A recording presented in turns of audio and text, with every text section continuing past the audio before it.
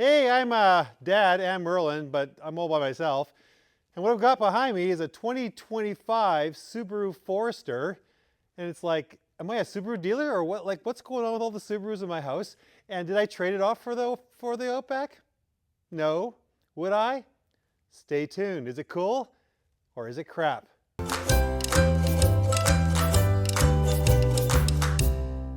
Well, continuity experts, I guess you've figured out that this is not a green Forester like you saw a second ago. And so the short version is that our Outback is getting fixed. It has a creak in the roof.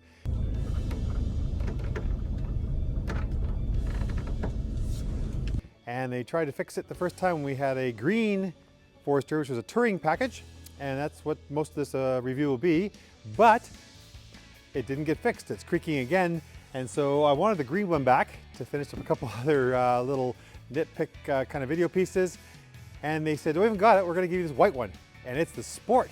So I actually have two Foresters under consideration for this video, which is, I think, a bonus for anybody looking at a Forester. So at the front end here, it's exactly the same, except it has a couple of differences between the Touring and the Sport. The Touring has kind of a metallic gray paint here, where this is piano black. Piano black, you know, not a fan. But it looks pretty nice. It will get scratched. It has the same turn headlamps, LEDs that will follow you in a corner. Love those on our Outback as well. The same LED fog lamps. I did not cause this scrape here, Subaru. You know it was there before I got the car. And it has this really interesting pattern here, this hexagonal pattern, which will come up in a lot of other conversations around the car and inside the car. But it has a copper little molding around it, which actually looks pretty nice there.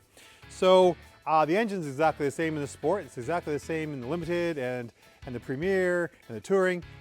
And it is 180 horsepower, 2.5 liter, same engine that they've been using quite a bit.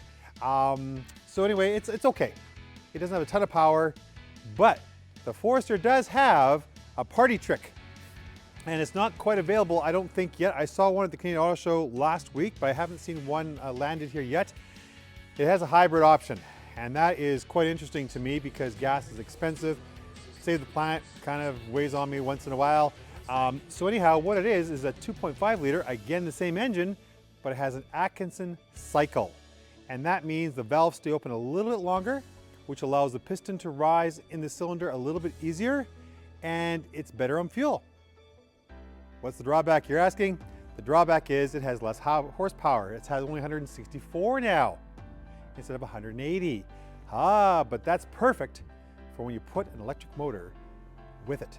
And so the electric motor has 118 horsepower, and you'd think you'd add those two numbers up together and you'd have your total horsepower, but that's not how it works with hybrids. In fact, every manufacturer kind of does it a little bit different. And there is a standard they're trying to push, but I think only one manufacturer has actually agreed to that standard. Anywho, this one has 194 horsepower, and it's because neither of those electric motor or the engine is always pushing at 100%. So there's the problem. It does, however, have a different hybrid system than you'd think like Toyota has or other manufacturers. It has two motors, but one is sandwiched between the transmission and the engine, and one is after the transmission, which allows for the still to be all-wheel drive all the time, which is a Subaru legacy piece, which is one of the big reasons people buy these. So there you go, that's the front end, that's the engine. The CVT is exactly the same, 8-step fake gears. And again, CVTs, they're good for mileage, but they aren't maybe good for longevity, but they have improved the strength of the chain inside it, so hopefully that will make it last a little bit longer. Side of the Subaru Forester. Still 2 inches taller than the Outback, more of an SUV look.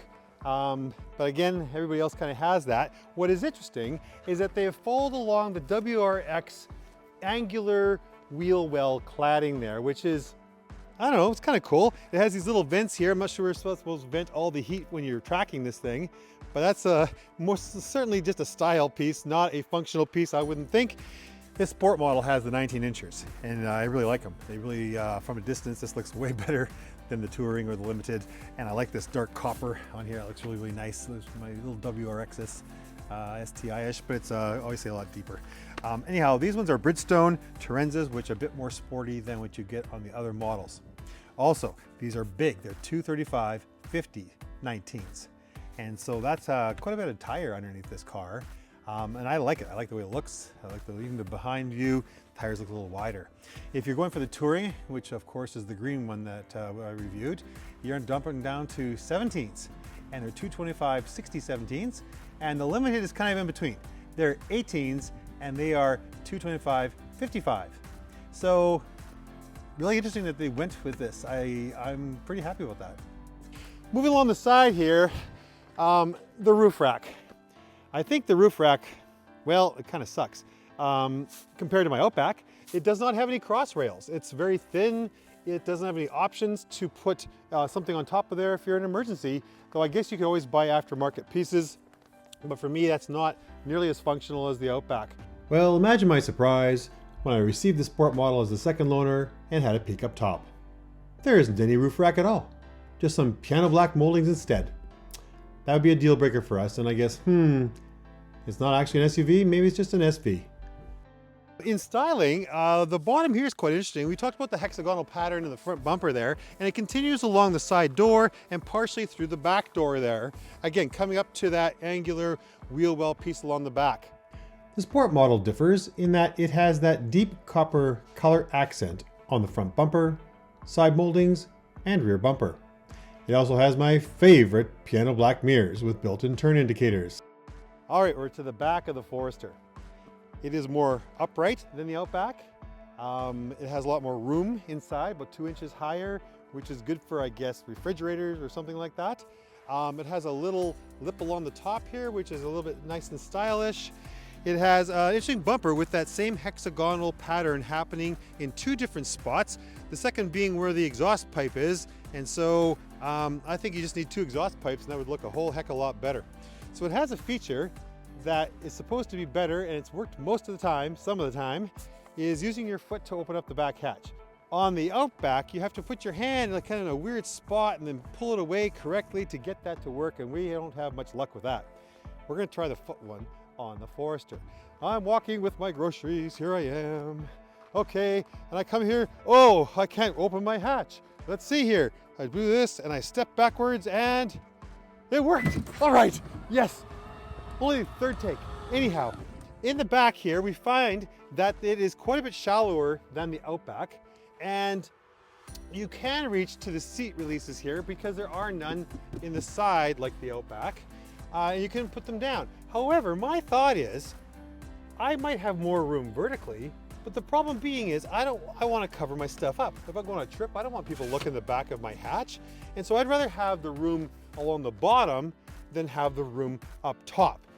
But that's just me. To release the seats, you do have to go forward and pull the knobs, but then they become 60/40 seats and create a lot more room in here. Again, it's a very versatile vehicle with lots of room. This is the part where the hitch would usually stick out if it had one. And this is part of the problem with the Forester as well. It only can do 1,500 pounds of towing, whereas the Outback can do 2,700 pounds with the same engine, which is kind of odd because they're on the same global platform, so I don't get it. They still have the same structural, I don't know why they would change that. But I wonder if the high rear will be different.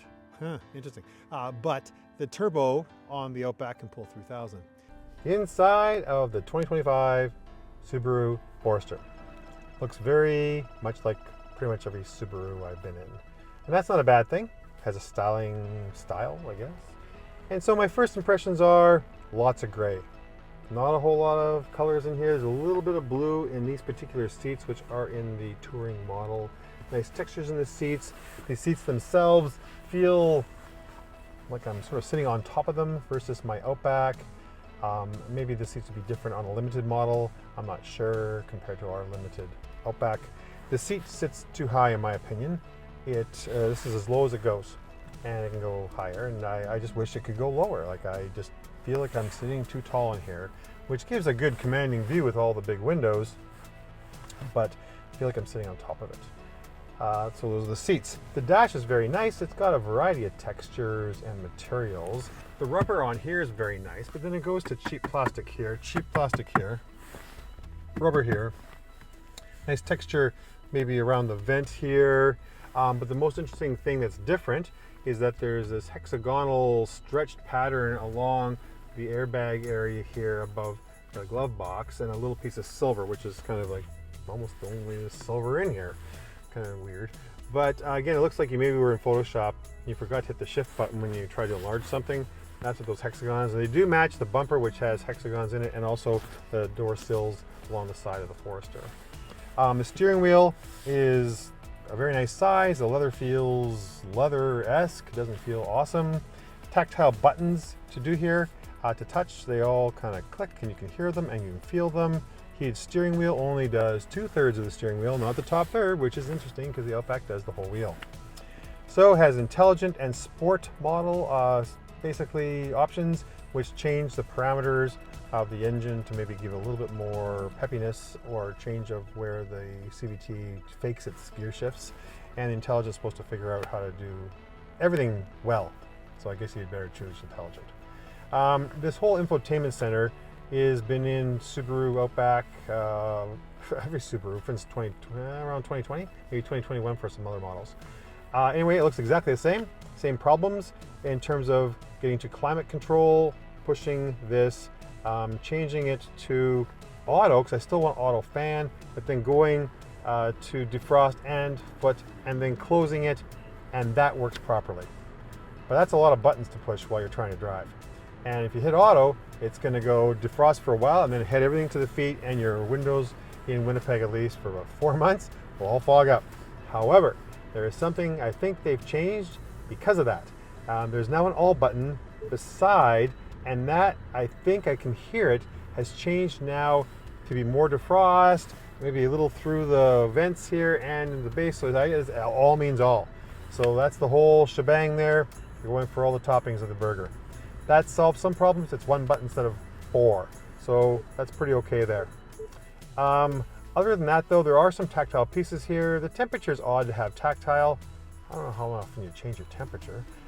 But the tuning button and the volume button are clickable and holdable, and if you push the volume button, it mutes, which is great because some cars, it's almost impossible. You have to do the volume down, and by then, what you need to hear maybe is long gone.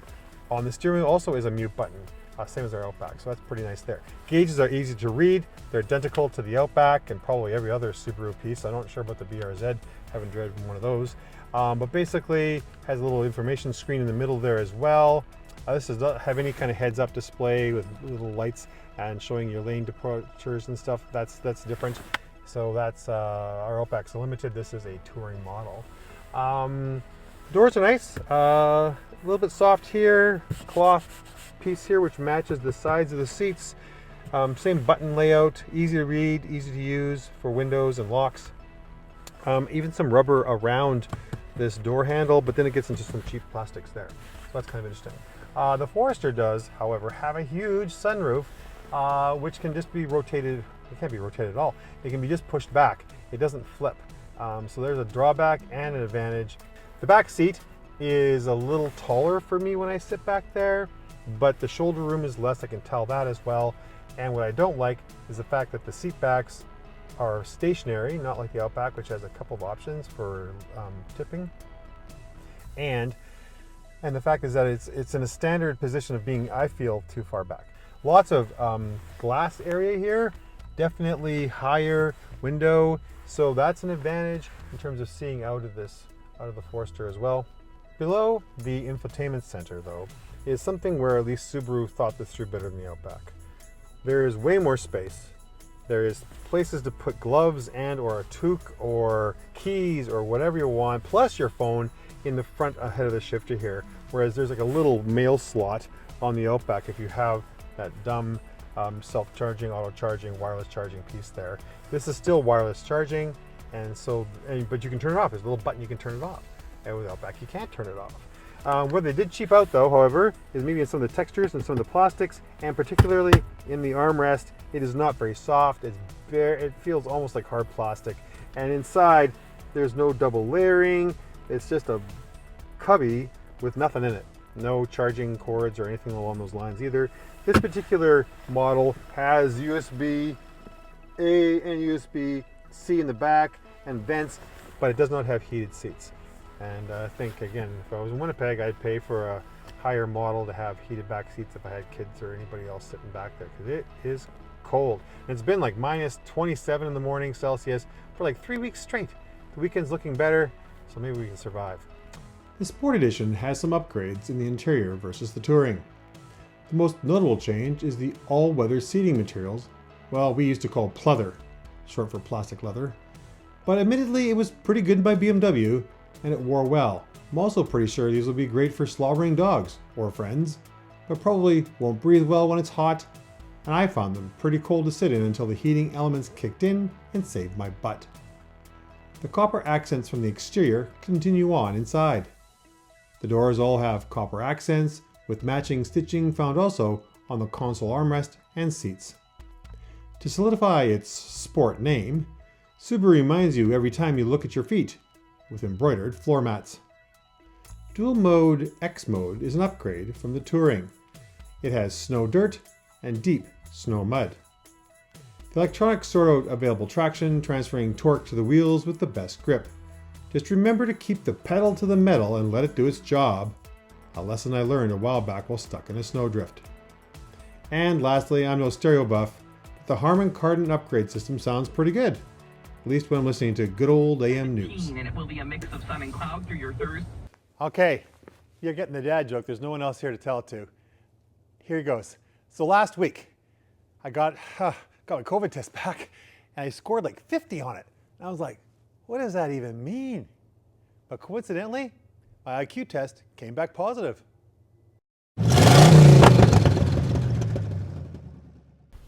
All right, driving the 2025 Forester feels very similar to my 2024 Outback because they are very much the same. It's a little shorter. I feel that the bumps maybe felt a little bit more in terms of shorter wheelbase. It feels a little stiffer, perhaps.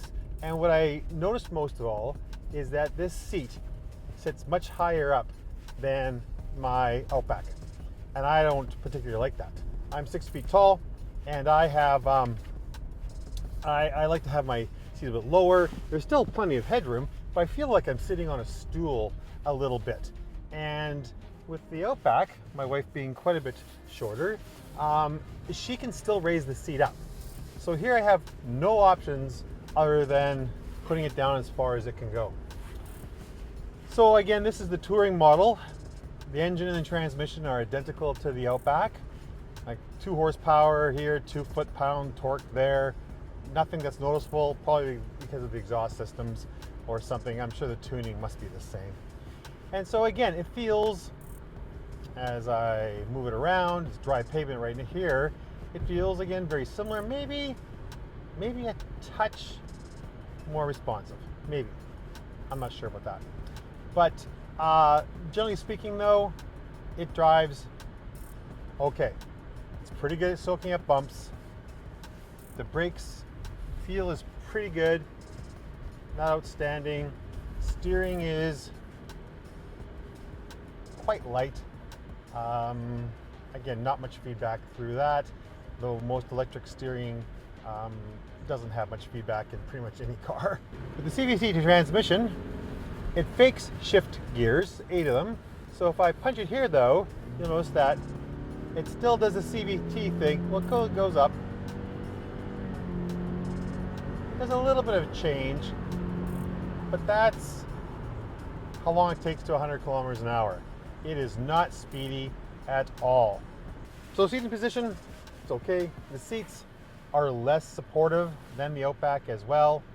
Feel like I'm able to just move around a lot, not held in quite as much. So that's a bit of a problem in what I think. And it has the same auto start stop as the Subaru system, which I do not like. The Boxer engine, maybe it's the way it starts, but basically, yeah, it turns on and there's a jerk in the system. I've driven other start stops like the Nissan Rogue, for example, which almost seemed seamless. But again, you can feel it, but this is quite a bit worse. So that has to be turned off every single time. Auto vehicle hold. Well, That's a can of worms right there. I don't happen to like it. I think it's lazy, but I do see people talking about it and it being easier to drive, and once you get used to it, it's really awesome. I guess I don't want to get used to it, so that's a bit of a problem for me maybe, but I think you should be able to hold down a brake pedal if you're driving a car. There's a lot of different driving aids with the Crazy Eyesight system. It has 3 cameras on top, has automatic braking, it has automatic reverse braking, it has lane change warnings, it has lane centering, it has, it can recognize traffic and people and bicycles, I believe, which is new with this new system. So it is very, very safe, but as I said in my Subaru Outback, it's also very intrusive. This is the touring model, so it does not have the little module that looks at driver awareness. And I'm actually thankful for that. With ours, I turn it off all the time because you seriously look away, like you're looking still straight, but you're looking a bit to the side, and within 5 seconds, that crazy thing will start beeping at you and telling you to pay attention. Or if you're trying to deal with the climate controls, well, you're gonna have to do that a lot in these cars because they're buried in the menu. And to get exactly what you want is difficult. Right now I'm enjoying the heated seat. I'm gonna turn that down, hold it one touch for a while, and then it turns it off, but you have to kind of guess how much time that actually is. It's like 2 seconds or something. It doesn't count down for you or anything like that. It has a big honking sunroof, and you can see I'm getting blinded by that. So to reach that, oh, I can't even do that because I've got the camera on there. To reach back to this big sunroof is actually kind of hard. And so I have to literally, how far to reach back? That's pretty far back. That's pretty much as far as I can reach back to pull that over. Can't do it because I got a camera sitting there. I'm also on all-season tires, which is quite a bit different than our winter tires that I have on our Subaru. If I owned this, I would put winter tires on it right straight up. Sure, you're paying a bit more in the beginning, but you also aren't using your summers up as well. So you've got much more safety in the winter, and you are basically getting your summers for lasting twice as long. I could see people that don't like driving or really are cautious and wanting to see everything and maybe don't trust their mirrors. Not sure. There are people that would like this because of the glass and would choose it over the Outback. I get that. It's shorter, it's 9 inches shorter, so it is easier to park. I get that too. A little narrower, 2 inches. That does give you less shoulder room, specifically in the back. That might be a problem. It's that small hatch area that I'm not very happy with, but you know what? At least it's tall. So driving it is not stellar. If they made an XT version of this, like back in the day, there were Foresters that had turbo engines and they were fast. In fact, there is a sport model of this that they say has put different shocks and suspension tuning. That one I would be very interested in, especially if they ever put a better engine in than this engine and this CVT. I wish it had dual clutch. I wish it had something else than the CVT. It is just okay. Top tip for you CVT owners, apparently, though it's not easy, get your CVT engine or transmission oil changed at 80,000 kilometers, 50,000 miles. Don't. It's supposed to be for the life of the car. Well, hope your car lasts longer than 150,000 kilometers because it's not that expensive. It's a bit of a pain in the butt. I will do my Subaru when it gets to there, if I still have it. So would I trade my Subaru Outback for one of these? No, I wouldn't. I drive similar. I just don't like the driving position. I think it's way too high. The seats aren't as good. And though it has the same kind of power, they're both weak. You can get a turbo engine on the Outback. Now, when the Outback gets newly changed next year, I bet you they're going to have a different engine as well in terms of a hybrid, and that might be really, really interesting. So you're getting a little bit of a bonus drive in the Sport because I have it for longer than I expected. So this drive is actually happening after I've done my conclusion, but I don't think I've changed my mind on anything. The Sport costs $2,500 more than the Touring in Canada. Don't mistake that with the Touring from the USA. That is their top model. And so that doesn't really That doesn't make sense to me why you would have this names across the board that don't match up. Anyhow, $2,500, what are you getting? You're getting a much better suspension. I am convinced of that now. It has special dampers. It has different spring rates. It has 19-inch rims and wider tires and a more performance oriented tire than the Touring. What you're also getting is this all-weather material, which you may or may not like. I think it'll be okay, except it could be a little sweaty, doesn't breathe well.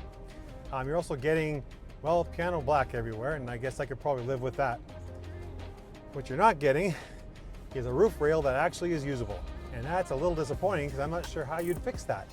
Because you can't take kayaks with this thing, so what are you gonna do? Stick them in the trunk? I don't know. So I think $2,500 is well spent. When you go over bumps, there is a much faster return and not as much float for sure. And I like that quite a bit. And even going on corners, now this is where the seats aren't as good as the Outback, and you do kind of flop around a little bit here. And I don't like that very much, but what else can I do about it? Because this is the seats that they come with. It also sits pretty high, and you kind of roly-poly around in it, and so I think the Sport model should have better seats with more support, Subaru. Because this video is going a little long with two Foresters, which are kind of getting a deal there, I guess, I'm not going to put does it rate and does it compare into this video. You can, hopefully it'll show up, link up on top here, or go to my 2024 Subaru Outback video, and there you'll be able to see those characteristics, and they're almost identical to this car. And in fact, the does it compare involves this car and the Subaru. So that's exactly the same as what I would do. Wishes, I wish this had a better engine. I wish it had a turbo engine with a sport package and better seats, and maybe an ability to put some sort of roof rail thing on it. I don't know. Lower the seat a little bit, real leather. So I guess what I'm asking, Subaru, make the Sport a package you can buy with other models. So I would probably take the Limited with leather seats, heated back seats. I'm not sure if they have a different front seat, beats me. Memory for different drivers, and add the Sport package. Conclusion, here we go.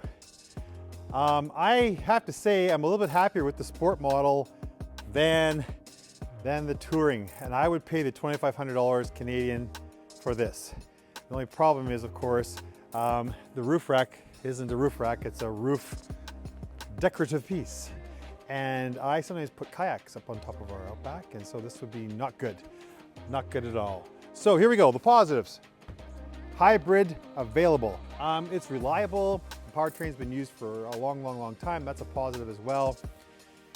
The Sport model does have some nice rims, and I felt that it handled better than the Touring. And I couldn't go around corners really fast, it's still wintertime, but I liked the way this felt driving better than Touring.